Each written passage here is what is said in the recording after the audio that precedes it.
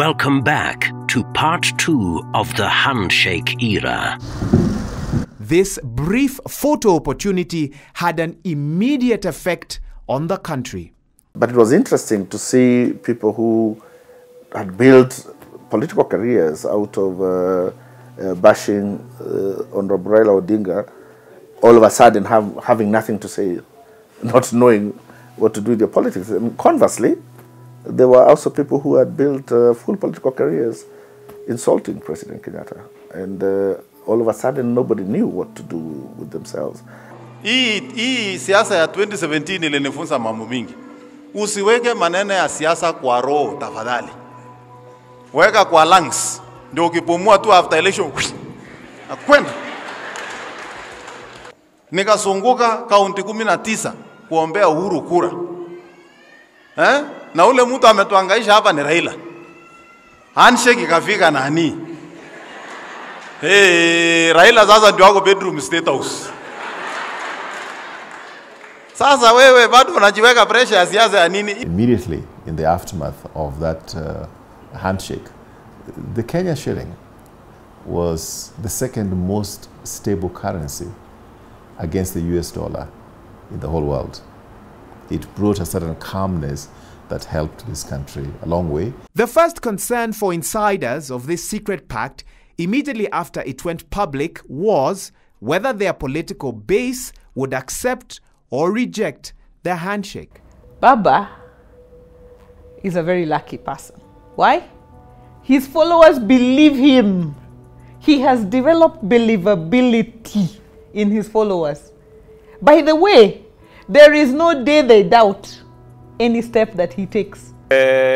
From the way the Deputy President spoke, he somehow knew it was going to happen.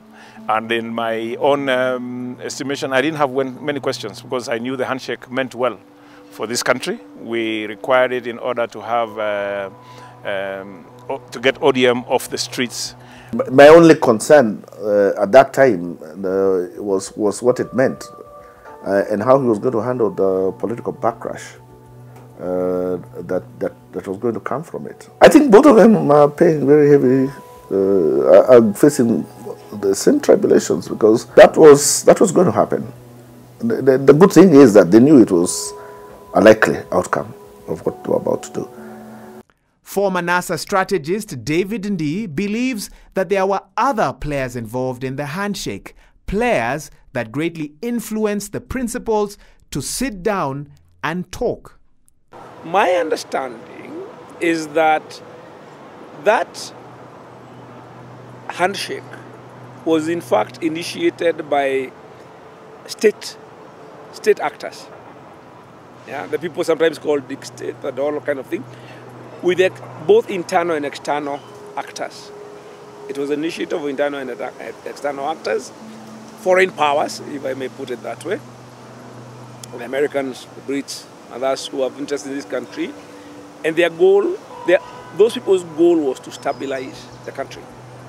Immediately after the handshake, the two leaders released a 9-point agenda whose central thrust was peace and reconciliation and what they termed an end to bloodshed and contested politics. The handshake has since transformed into the Building Bridges Initiative, which then went on to propose landmark constitutional changes, which are now in the form of the Constitution of Kenya Amendment Bill 2020. But the elephant in the room was whether a 2022 succession plan was ever a discussion within the handshake. We have never, for one day, spoken about 2022 with Raila. So I am surprised when I start seeing people, I don't know, we're talking. Yeah. I will not want to talk about 2022. We agreed with my brother Uhuru Kenyatta, we don't want to talk about 2022. This discussion gained traction immediately after the Matungu and Kabuchai by-elections, as Raila's allies pointed an accusing finger at Uhuru's lieutenants, that include civil servants, for trying to hijack the BBI and propel their preferred candidates in the 2022 presidential elections. There are people in government, and they know who they are. instead of being compliant to what Uhuru and Raila are doing, instead of making sure that the BBI process, succeeds with millions and millions of votes so that it's overwhelming, they are now considering the question of succession in 2022. I gather is that there is expectation on the Raila side that Uhuru was going to support him, to take over from him, to succeed him. And you had a lot of that. There was in fact a lot of expectations early during the handshake process that there was going to be a cabinet reshuffle and Raila's people are going to be brought into government. There was going to be a Nusu Mkate government, as we call it. On Raila's side, the handshake was a 2022 political strategy. I have heard, I cannot confirm, that on Uhuru's side, when people asked him whether this was the case, that he was going to facilitate Raila to succeed him, that Uhuru has categorically said no. That was not part of the deal. And in fact, he has told people categorically that him and Raila are going to go home together in 2022. And that's the mistake people make. People say, oh, Raila is being lied to. He will never be given the presidency. There was never an agreement for Raila to be given the presidency. At least not that we know about. So this thing of, oh, Raila is being lied to, he will never be given this. The thing that we know is that there is those 9 points that have pained us as a country: corruption, divisive elections, lack of shared prosperity. If those issues are addressed, they're good.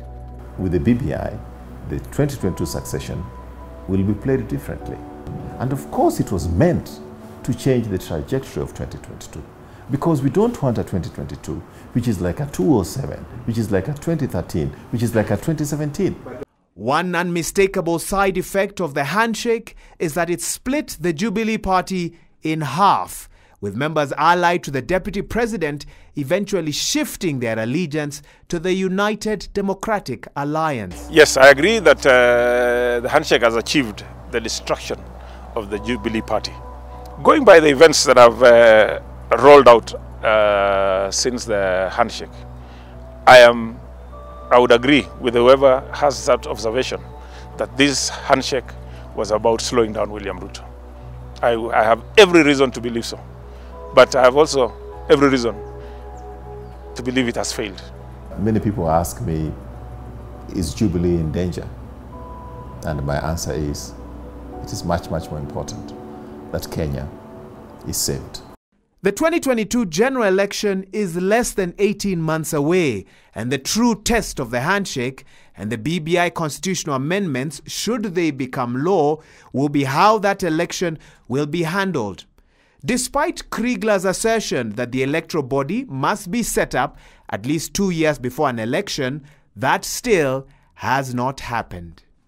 That the reason why you do not see the electoral justice agenda in the BBI, including in the bill, why the question of the 2017 election is not there, is because that is one of the conditions that once they went into this handshake, Raila would not raise that issue again.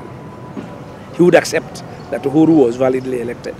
When we approached the issue of reform, when it came to elections at BBI, we went back into the history of all that has been done in trying to get the electoral process okay.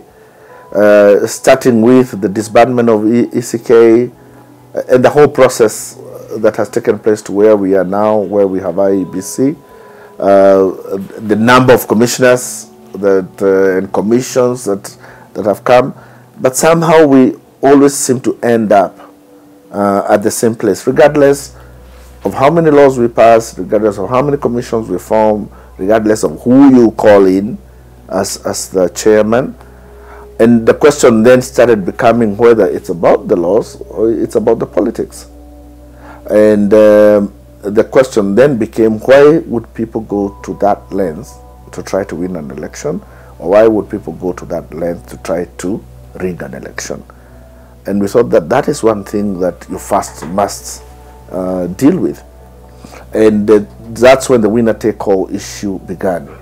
That if we are participating in an election and the result of that election is to illegitimize me as a political player and deny me any role whatsoever in the governance of my country, then you are going to end up in an election whose results are going to become very difficult to accept. President Uhuru Kenyatta and ODM leader Raila Odinga have marketed the BBI constitutional changes as the future and the way to the promised land. The president will not be remembered by the number of roads he has built, by the SGR. All that will not be remembered. What he will be remembered for as his legacy is when he leaves one indivisible, united and prosperous country, that all communities live together as Kenyans. That is one of the most important things he will be remembered for. Lead us out of this political morass of failed elections. So if you go the route that we were proposing with our roadmap, and you guys form this, tell people you're going to form this transitional government and fix our electoral process and our electoral failures and whatever other political things which have to do with it. And in 2022, you midwife a free and fair election and ride into the sunset. That's your legacy. And I think that's the best chance of both of you having any legacy. No, definitely there will be more amendments to come. And that is why we have Chapter 16. If the intention had been never to amend the Constitution, then you would not have amendment powers. But we have said that there are going to be amendment powers. We have said that everything in our Constitution is amendable. So we can make decisions and then tie everybody in historical forever and say no generation will ever come and rethink this. Who knows whether 200 years from today term limits are still going to be popular? They are popular now. Once the referendum opens up the 2010 Constitution, if it succeeds to open that, then after that, they will come for more. They will come for more. They will come for term limits. They will come for judicial independence. Kenya is work in progress. We are building the boat as we sail. No one denies that the handshake cooled political temperatures at a time when the country was deeply divided. Waihiga Mwaura, Citizen TV.